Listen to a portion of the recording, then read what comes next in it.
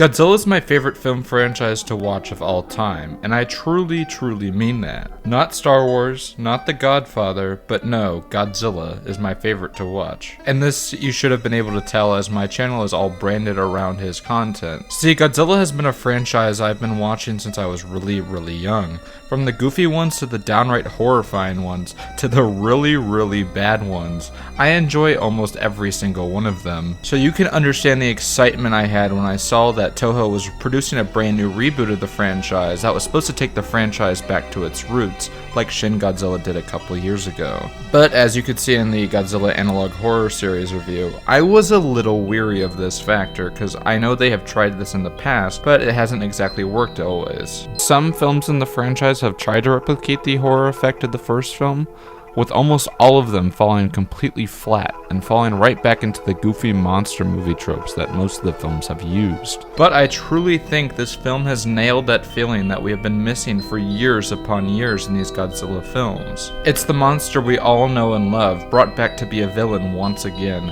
And when I say Godzilla is a villain in this film, I truly mean it.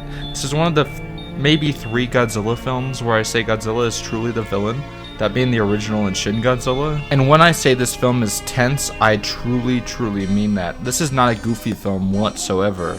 This film is one of the most tense pieces of media in the franchise for decades, if not the tensest film in the franchise I've seen so far. And this is coming from the guy who's seen literally all 36 of them, I think, now. And before you guys say that number's wrong, I do not count the 1998 Matthew Broderick one. And you may be seeing all the reviews coming out talking about how this is quite literally probably the best Godzilla film ever made. So you may be asking to yourself, why did Godzilla Minus One work so well? Well, before we can answer that, remember, if you like this video, remember to like and subscribe, and comment down below what you think of the video. Now let's get on with the actual analysis of the film itself.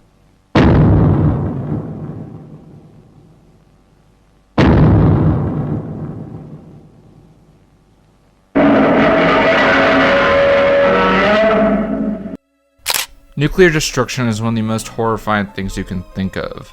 People and landscapes wiped away in just pure seconds, complete and total destruction around it for miles upon miles to come. What wasn't wiped away by nuclear carnage was firebombed away by constant air raids by the US, leaving cities like Tokyo completely decimated from the constant barrage. So when Japan decided to make a horror film in the 1950s to catch it on the big monster craze, they of course went back to the trauma that haunted a whole generation. The atomic bomb. This all culminated in Godzilla being created, a monster that was created by the nuclear radiation that had come to destroy their cities for years to come. A monster that brings radioactive fallout everywhere he goes, causing death and destruction for miles upon miles in the cities. His destruction in the film leaves a very similar scene to that of the atomic bomb. Complete and utter destruction.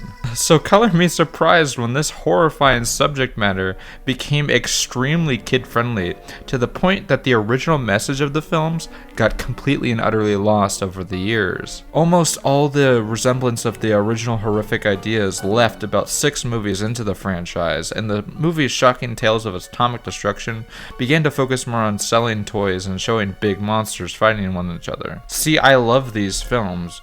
Do not, and I truly do not think I dislike these films. I enjoy almost every single one of them. But the soul of the original film is completely lost in most of these movies, as the ones that try to go back to the original's horror were not able to and floundered at the horrific imagery that was shown in the original. So I was excited, but I was also somewhat worried about the new film, as I was excited about the proposition of a new horror-based Godzilla movie, but I've gotten too high of expectations multiple times in the past. So this Friday, I went and saw it, and let's just say it was an absolutely amazing experience. This movie blew me away, because I haven't seen a movie in this franchise for years actually have interesting scenes with the people in it. And for once, the scenes with the actors were just as good as the Godzilla scenes. And that is not to take away from the Godzilla scenes in this film either. The Godzilla scenes in this film are absolutely batshit crazy, and are highlights of the film, like always. The standout scene for me was definitely the scene in Ginza, as the scene shows just how horrifying destruction from Godzilla would truly be if you saw him. This was the first time since the first film that We actually got to see Godzilla destroy a city in the same way as the original, with damage reminiscent of a nuclear bomb going off in the city. This scene in particular calls back extremely to nuclear weapons, as when he blows it up, it creates a giant mushroom cloud just like an atomic bomb, hitting you in the head with the allegory of what Godzilla truly means. So why do I think these things work so well? Well, I think it works well for a couple of reasons. The people scenes are just super interesting to watch throughout the film. This is because they actually set up the people in a way that makes it so you actually care about their actions throughout the film. I know when I watched the film, I found myself actually getting attached to the main lead and his girlfriend, and the scene in Ginza actually left me shocked by what they were able to do. See, I don't think I've ever felt that way while watching a Godzilla film. Even the original film didn't hit me with good characters like this one did. While the original Godzilla film is horrifying, it still has some of the problems of the other Godzilla films where the characters kind of take a back burner approach to the main onslaught that Godzilla is going on throughout the film. But while the Godzilla scenes are great, like many of the films, they are only a small chunk of the film itself, so the film having such great people scenes is really helpful. I know in some of the past films I've had trouble sitting through the people scenes, as they can just become pure filler with some abysmally painful acting that is just completely and utterly boring to me.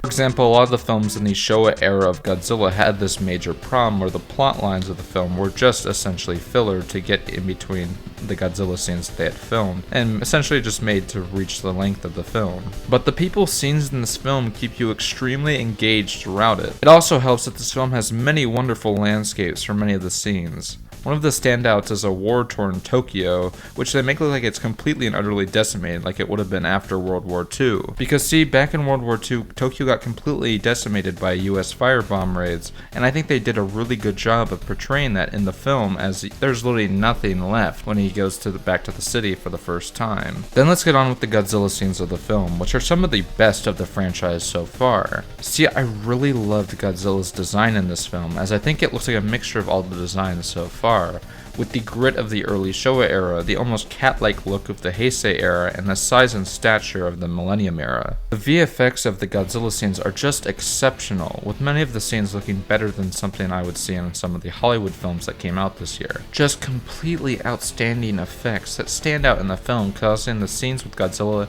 to just stand out extremely whenever he appears on screen. One of the things I think that makes the VFX work so well is most likely because of the fact that the director was also a VFX artist himself, allowing the team to produce better effects for the film. And the effects of this film make Godzilla look extremely massive, showing off his massive true size, and every scene he is in is filled with just an extreme amount of tension.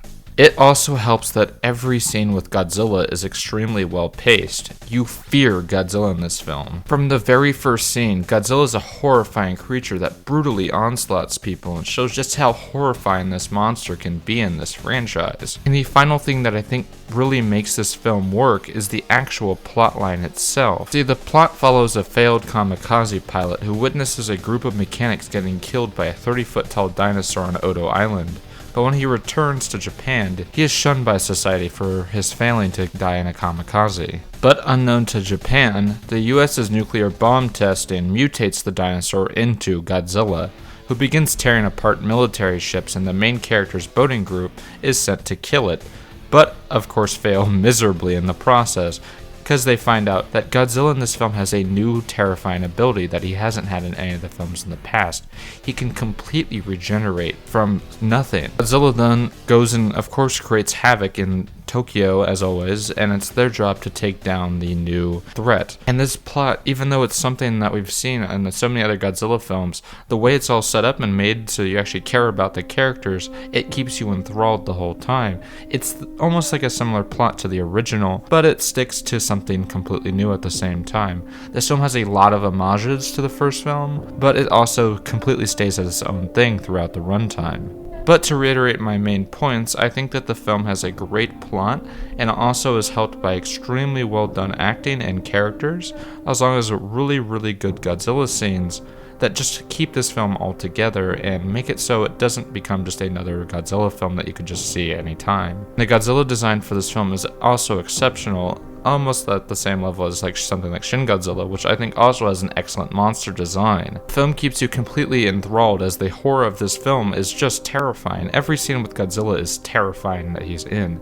I have never been so scared of Godzilla as I have in this film. While in most Godzilla films you'll be rooting for Godzilla, this one you will not be. This one is very scary with Godzilla. You don't want Godzilla to win in this film, which is shocking to say, as it is a Godzilla film still, but it's not something that you're like actually like going like, yeah, let's go Godzilla. You're like terrified of this monster. And it keeps you in your seat the whole time, waiting for what's going to happen next. And overall, that's why I say I think this film just works in every way, and overall I give it a 9 out of 10. But for a Godzilla film, I would give it a 10 out of 10 because it does everything a Godzilla film should do right. There's nothing like Godzilla like in this film. You can see I'm not the only one that shares that sentiment.